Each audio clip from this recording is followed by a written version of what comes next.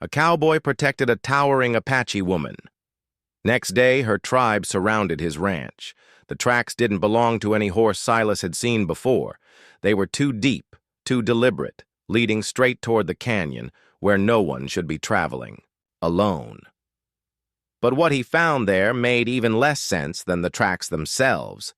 She was sitting against the red rocks, perfectly still, watching him with eyes that seemed to know something he didn't. Her clothes were torn.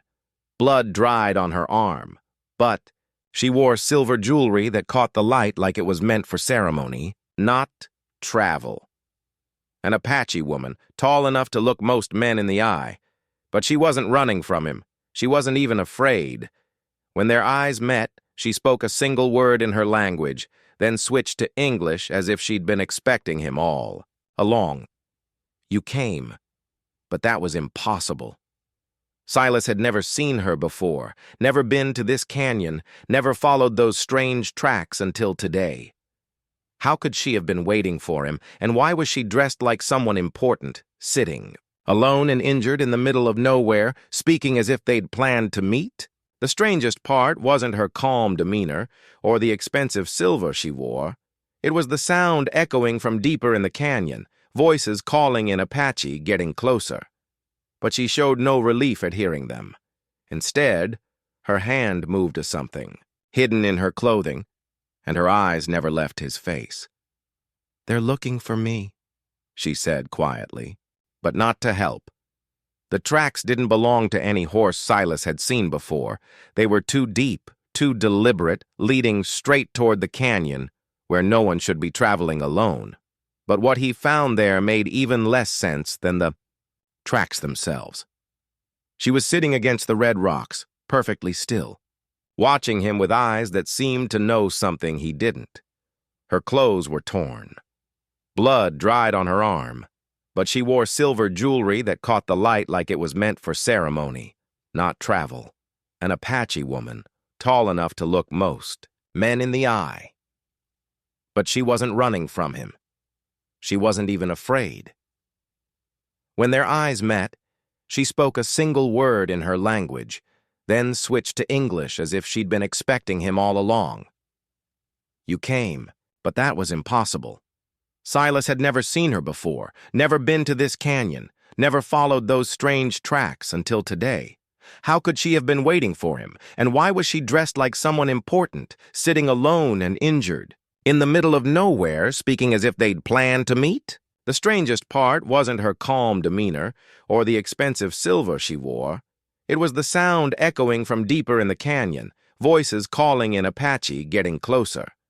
But she showed no relief at hearing them. Instead, her hand moved to something, hidden in her clothing, and her eyes never left his face. "They're looking for me," she said quietly.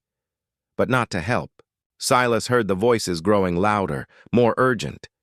His instincts told him to mount his horse and ride away from whatever trouble this woman carried. But something in her voice, the way she watched those canyon walls like they held her death sentence, made him hesitate. "What did you do?" he asked. She stood slowly, and he realized just how tall she was, nearly matching his own height, moving with the grace of someone accustomed to command. "I refused to marry the man my father chose, a man who would unite our tribe with another through my sacrifice." The voices were close now, too close. Silas could make out individual words, though he didn't understand them. What he did understand was the tone. They weren't calling for a lost daughter. They were hunting. "They'll kill me before they let me dishonor the arrangement," she said, meeting his eyes with a steadiness that made his chest tighten. "And they'll kill anyone who helps me." Silas looked at his horse, then at the woman whose name he didn't even know. The smart choice was obvious. The right choice felt like something else entirely. The voices rounded the bend. In seconds, they would see them both. Silas made his decision, knowing it might be the last choice he ever made as a free man. He extended his hand to her, but as she reached for it, the first Apache warrior appeared at the canyon's mouth, and Silas realized he had just stepped into something far more dangerous than a simple runaway bride. The Apache warrior froze when he saw them, his hand moving to the knife at his belt. Silas felt the woman's fingers close around his wrist, not grasping for help, but holding him steady as if she knew he might bolt. "Ayana," the warrior called, his voice carrying a mixture of relief and something darker. "Father has sent us to bring you home." "Tell my father I choose my own path," she replied, her voice carrying across the canyon with the authority of someone born to lead. 3 more warriors emerged from behind the rocks. Silas counted odds in his head, 4 against 1 with a woman to protect who might be more liability than help. His hand stayed near his weapon, but he didn't draw. Not yet. The first warrior's eyes shifted to Silas, studying him with the careful attention of a man assessing a threat. "White man, you do not understand what you've stepped into. This woman belongs to another." "I don't belong to anyone," Ayana said, stepping slightly in front of Silas. The movement was subtle, but it sent a message. She was protecting him as much as he was protecting her. "Your intended husband has already paid the bride price." Another warrior said, "The alliance between our tribes depends on this union. You would risk war over your selfish desires." Silas saw something shift in Ayana's expression, a flicker of doubt, guilt, perhaps, but she didn't back down. "I won't be traded like a horse to secure a peace that should never require my sacrifice." The lead warrior's patience was wearing thin. Silas could see it in the tension of his shoulders, the way his grip tightened on his weapon. "Come willingly, or we take you by force. The white man can ride away and pretend this never happened." "No," Ayana said simply. The word hung in the canyon air like the moment before lightning strikes. Silas felt the shift in the warrior's stance, saw them spread out slightly, creating better angles of attack. "Then we have a problem," the lead warrior said, drawing his knife. That's when Silas noticed what he should have seen earlier. These weren't just any Apache warriors. The intricate beadwork on their clothing, the quality of their weapons, the way they carried themselves with absolute confidence in their authority. These men weren't just hunting a runaway bride, they were hunting the daughter of a chief. Ayana must have seen the realization in his face. "Now you understand what you've chosen to defend," she said quietly. "A woman worth a war." The warriors began to close in, and Silas knew that whatever happened in the next few minutes would echo far beyond this canyon. But there was something else he was beginning to understand, something that made his blood run cold. If these warriors had to kill him to take Ayana back, there would be no witnesses to say she hadn't been kidnapped by a white rancher, and nothing would stop her father from using that story to justify the war he apparently wanted. Anyway, Silas drew his revolver in one smooth motion, the metallic click echoing off the canyon walls. The Apache warriors paused, not from fear, but from calculation. They knew as well as he did that 1 gun against 4 knives in close quarters was poor odds. "For everyone. I'm not looking for trouble," Silas said, keeping his weapon trained on the lead warrior. "But I won't stand by while you drag an unwilling woman away." The warrior smiled, but it wasn't pleasant. "You think this is about one woman's wishes? This marriage will prevent the deaths of hundreds. Her selfishness threatens both our peoples." "Whose war?" Ayana demanded, stepping forward despite Silas's protective stance. "Father's war, or the war you warriors hunger for? I've heard the council meetings. Know some of you grow tired of peace." The accusation hit its mark. Silas saw the flash of anger in the lead warrior's eyes, the way the others shifted uncomfortably. There was politics here, layers of tribal conflict he couldn't understand. "Your father's word is law," the warrior said through gritted teeth, "and his word is that you return home to fulfill your duty." "Then let me speak to my father myself," Ayana replied. "Face to face, as is my right as his daughter. You lost that right when you fled like a coward in the night."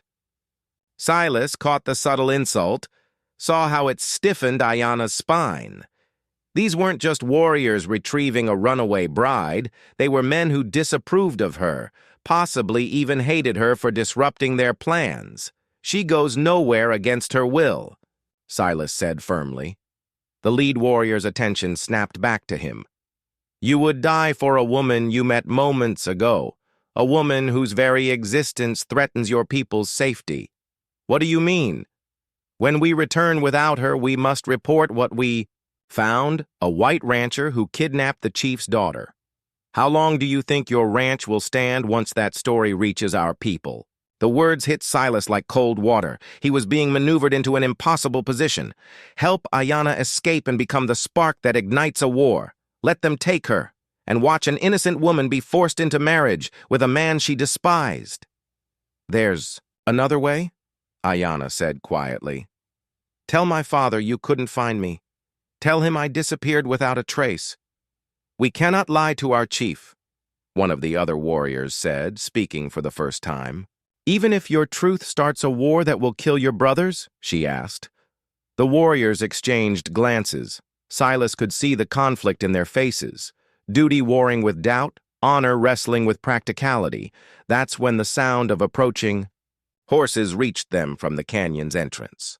More riders coming fast and from the thunder of hooves. There were many of them. The lead warrior's face went pale. The search party from the rival tribe there early. Silas felt his heart sink as he understood. It wasn't just Ayanna's father looking for her. Her intended husband's people were hunting her, too. And if they found her here with him, diplomatic complications would become the least of his worries. How many? Ayanna asked, her voice tight with new fear. Enough to ensure you never have a choice again, the warrior replied. And for the first time, Silas heard genuine concern in his voice, and enough to make sure no witnesses remained to complicate their story. The horses were getting closer, their riders pushing hard across the desert floor. Silas could count at least 8, maybe more, and they rode with the urgency of men who had found their prize trail. We have to move, the lead warrior said, his animosity toward Silas suddenly replaced by something approaching cooperation. If Red Bear's men find her here, they will take her by force, and anyone who opposes them will die. Red Bear? Silas asked. The man I was promised to, Ayanna said, her voice heavy with disgust. A warrior who believes women are possessions to be claimed, not people to be respected. The irony wasn't lost on Silas. The same Apache warriors who had been ready to drag her home moments ago were now looking genuinely worried about her falling into Red Bear's hands. There's a hidden passage, one of the younger warriors said, pointing toward a narrow crack in the canyon wall. It leads to the mesa top. We could get her away from here. And then what? Ayanna demanded. Hide me like a shameful secret while you decide my fate? I'm tired of being treated like a problem to be solved rather than a person with rights. Silas admired her courage, but courage wouldn't stop a dozen warriors from doing whatever. They pleased with her. Sometimes living to fight another day is the only choice you get, he said quietly. The sound of horses grew thunderous, echoing off the canyon walls. They were out of time for debate. This way, the lead warrior commanded. But he was looking at Silas now with something like respect. You could have run when you had the chance. Why didn't you?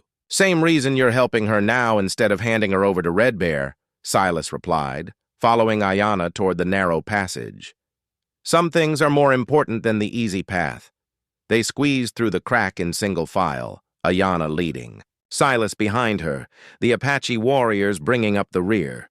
The passage was tight, forcing them to move slowly when every instinct screamed for speed. Behind them, they could hear voices in the canyon, men calling to each other in Apache. Red Bears. Search party had arrived. They'll find our tracks, one of the warriors whispered. Not if we're lucky, the leader replied. But luck, Silas knew, was a poor strategy when lives hung in the balance. As they climbed through the narrow stone corridor, he could hear the voices below growing more organized, more systematic. These weren't men who would give up easily. Halfway through the passage, Ayana stopped suddenly. "There's something you all need to know," she said, turning to face them in the cramped space. "Red Bear didn't just offer a bride price for me. He threatened to raid our villages if my father refused. This marriage isn't about alliance. It's about submission." The Apache warriors' faces darkened with understanding. They had been told this was about peace, but it was really about avoiding a war they weren't prepared to fight. "Why didn't your father tell us this?" the lead warrior asked.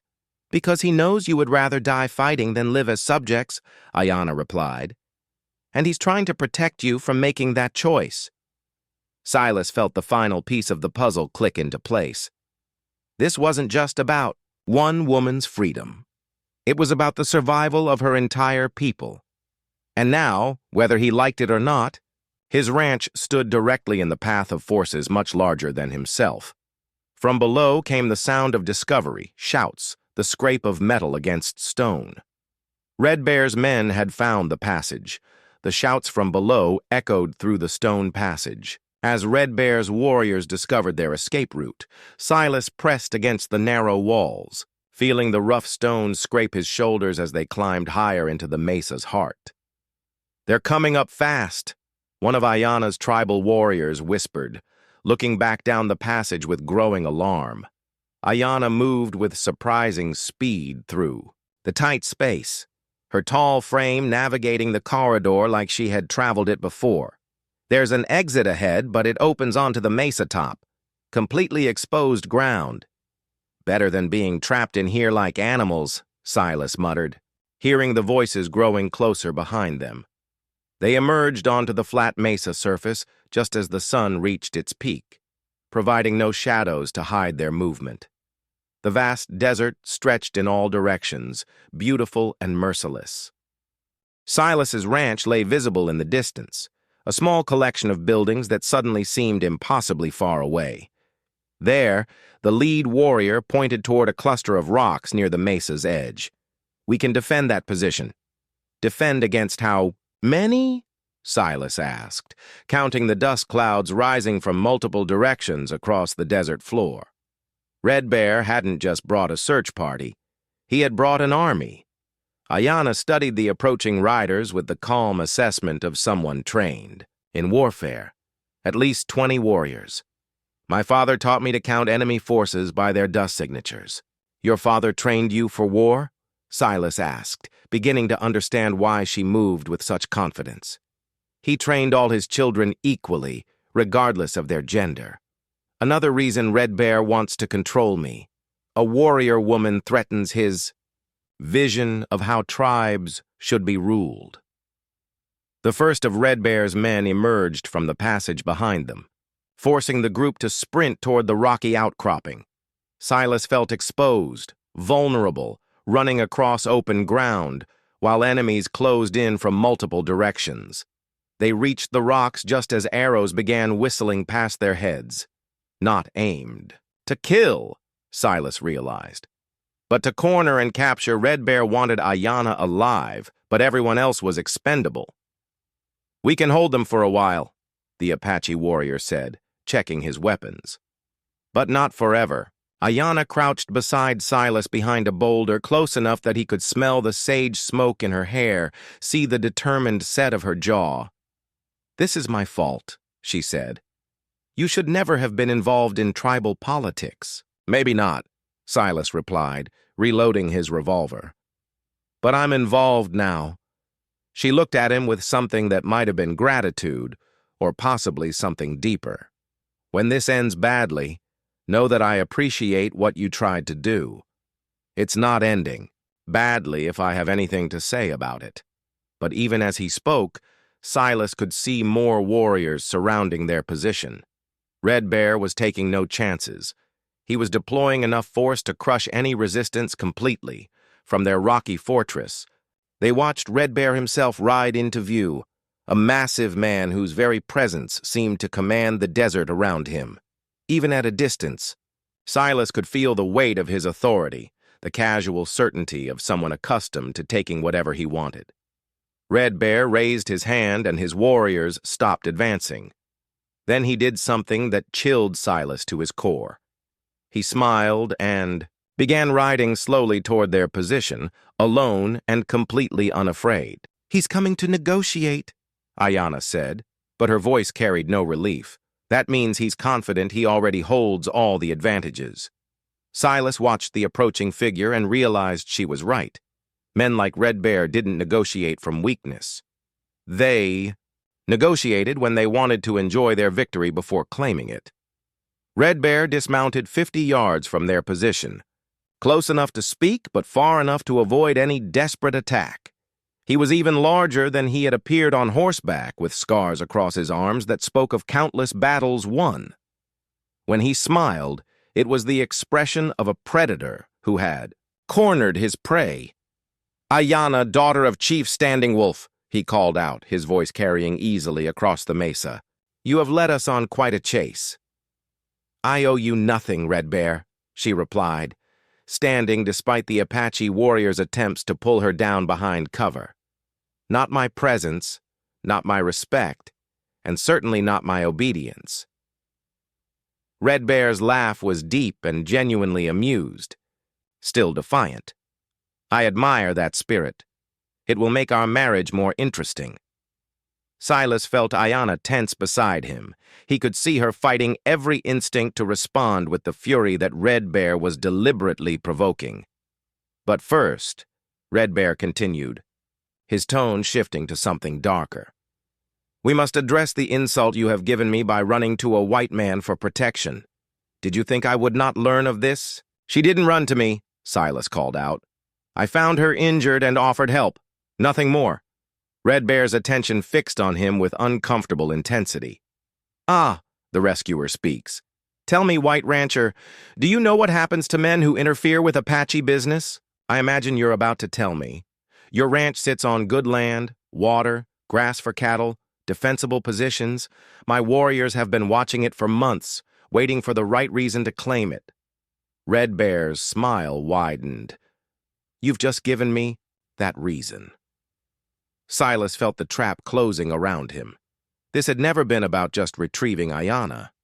Red Bear had been planning to take his land all along, and Silas had walked directly into providing the justification.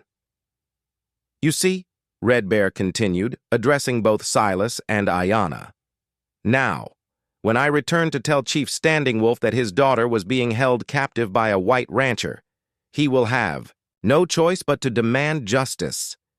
And justice in this case will require removing the threat you represent to our people." "My father would never believe such lies," Ayanna said, but Silas could hear the doubt creeping into her voice. "Your father is old, daughter. Old and desperate to avoid the war I have promised him if this marriage does not proceed. He will believe what he needs to believe to keep his people safe." The lead Apache warrior who had been pursuing Ayanna stepped forward. Red Bear speaks. "Truth. The chief has already agreed to any reasonable demand to secure peace." Ayanna's face went white with understanding. Her own father would sacrifice Silas to protect the tribe, just as he was willing to sacrifice her to Red Bear's ambition. "So, here is my offer," Red Bear announced. "Ayanna comes with me willingly and the rancher lives. She resists and I take her anyway. But first, my warriors will ensure no one survives to tell a different version of this story." Silas checked his ammunition. 6 bullets against 20 or more warriors. The math was simple and it was all bad, but as he looked at Ayanna, seeing the way she straightened her shoulders and lifted her chin in preparation for whatever came next, he realized something had changed. She wasn't looking at Red Bear with fear anymore. She was looking at him with the cold calculation of someone planning a war. Ayanna's fingers traced patterns in the dust between the rocks, but Silas recognized it wasn't nervousness. She was drawing a map, marking positions with the precision of someone who had studied warfare since childhood. "Red Bear made one mistake," she whispered, showing the crude diagram to the Apache warriors. "He brought too many men to the canyon. Most of his force is trapped down there while we hold the high ground." The lead warrior studied her markings with growing interest. "You're thinking like your father now. I'm thinking like someone who refuses to be treated like cattle, she replied, then looked directly at Silas. But this plan requires you to trust me completely, even when what I ask seems like betrayal. Silas felt a chill that had nothing to do with the desert wind. What are you planning? I'm going to surrender to Red Bear, she said calmly, but not the way he expects. That's suicide. One of the younger warriors protested. No, it's strategy. Red Bear wants me alive and unharmed. I'm worthless to him damaged, but his arrogance will make him careless once he believes he's won. She turned to Silas. I need you to return to your ranch immediately. I'm not leaving you. You have to. In 3 hours, Red Bear will bring me to your property to demonstrate his power over white settlers. When he does, I need you to be ready. Silas saw the plan forming in her mind, and it terrified him. You want to use my ranch as a battlefield. I want to use it as a trap. Red Bear expects to find you cowering in fear, ready to hand over your land to save your life. Instead, you're going to show him what happens when someone underestimates both a determined cowboy and a warrior woman who was raised by a war chief. The Apache warriors were nodding now, understanding her strategy. They would create a diversion here while she surrendered, drawing most of Red Bear's force away from the ranch. By the time Red Bear arrived at Silas's property, he would have only a handful of men with him. This is incredibly dangerous, Silas said. If something goes wrong, then I die free rather than live as a possession, Ayanna interrupted. But it won't go wrong because you won't let it. She reached into her torn clothing and pulled out a small silver pendant, pressing it into his palm. When Red Bear sees this, he'll know you've been in contact with me. It will make him angry enough to be reckless. Silas looked down at the pendant, feeling its weight. It was beautifully crafted, clearly valuable, and obviously meant something significant to her. I can't take this. You can and you will, because when this is over, I want it back. She met his eyes with an intensity that made his breath catch. And I want to be the one who comes to your ranch to retrieve it. From below came Red Bear's voice, booming across the canyon. Enough hiding, Ayanna. Come down now, and your new friends might live to see another sunrise. Silas realized this was goodbye, at least for now. Everything depended on whether they could trust each other despite having known each other for less than an hour. Hours, Ayanna repeated, standing to reveal herself to Red Bear's men. Be ready. As she began walking toward the mesa's edge, hands raised in surrender, Silas felt the silver pendant burning in his palm like a promise he wasn't sure he could keep. But watching her descend toward certain danger while trusting him to save her, he knew he would die before he let her down. Silas rode harder than he ever had in his life, pushing his horse across the desert toward his ranch while the sun blazed overhead. 3 hours to prepare for a confrontation that would decide whether he lived or died, whether Ayanna stayed free, or became Red Bear's captive forever. His ranch looked different when he got close to it with the eyes of someone planning a battle. The barn offered good cover, the house had thick walls, and the corral provided an escape route if everything went wrong. But it also felt like what it was becoming, a trap that could spring either way. Silas spent the first hour moving his cattle to the far pasture and preparing his weapons. The second hour, he positioned himself in the barn loft with a clear view of the approach road, Ayanna's silver pendant heavy in his shirt pocket like a talisman of hope and responsibility. In the third hour, he waited.